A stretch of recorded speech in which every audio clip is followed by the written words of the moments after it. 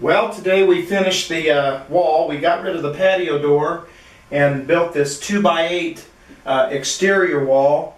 I've got backers in for the cement board, and my wife wanted approximately a 12 by 24 niche to put, the shampoo bottles and so forth. And it was built to be snug, to fit where the patio door went, and it went in just wonderful. It's solid as a rock. It's instead of just a 2x4 for a niche, I went ahead and this is a 2x8 wall, built a 2x6 niche so that she has a little bit more space. But I'm getting ready now I'm laying the tar paper on the decking.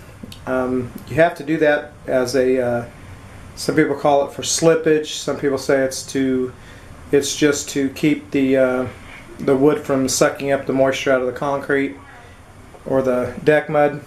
So I've rolled it out. I'll cut around the drain. I need to pack some. I'm kind of low on the drain there compared to the plywood, so I may need to pack some thin set around that.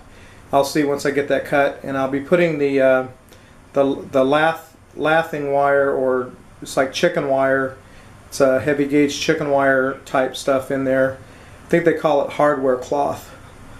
And then I'll be doing a pre-slope.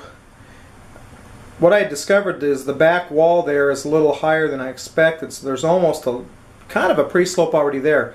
So I'll probably just put enough in pretty even to the drain in the back area there. I think it's a 1/4 inch higher on one side than the other. I've got to watch that real close. And then I'll be coming up here to the, see if I can show this, and kind of round this corner here a little bit so that when I do put the bladder in, it doesn't get perforated as well.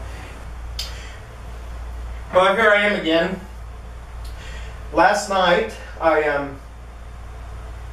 applied a thin coat of thin set mortar to this rough chiseled area, and the reason I did that is because the rubber or the PVC bladder that's going to go in there could get punctured by some of the sharp rocks,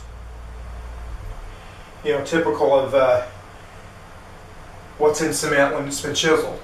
So by applying a thin coat of thin set, that kind of smoothed that out a bit. Then today I went ahead and applied my pre-slope to the main part of the floor here. And I started on this side and kind of worked counterclockwise.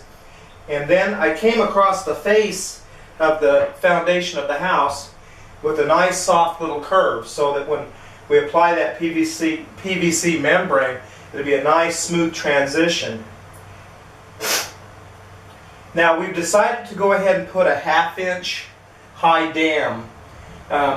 You say 1/2 inch, that's nothing. That's right, you're not going to be able to see it with any. If I do it right, you're not going to be able to see it.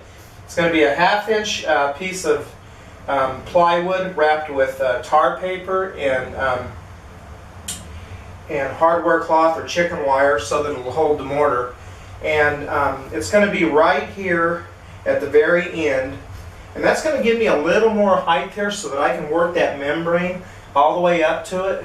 And then it's going to be sealed with Red Guard, 100%. Matter of fact, we'll probably Red Guard down this face quite a bit.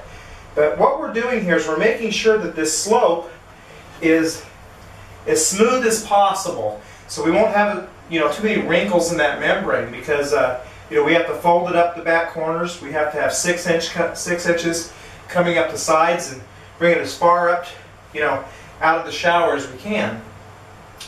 And so when we apply that final bed of floor mud, some people call it deck mud, which is basically 1 part Portland cement and approximately 5 parts sand, we'll have a nice gradual 1/4 inch per foot slope from the furthest point, which would be like out there, to the drain. From what I read, I'm being too picky, but I've got one shot at doing this right. I'm trying to do it right all the way. I don't want to have to go back and repair anything you know, even 5 or 10 years from now, because I don't plan on moving. So I just wanted, I figured let me do it right now, and I won't have to do anything with it again.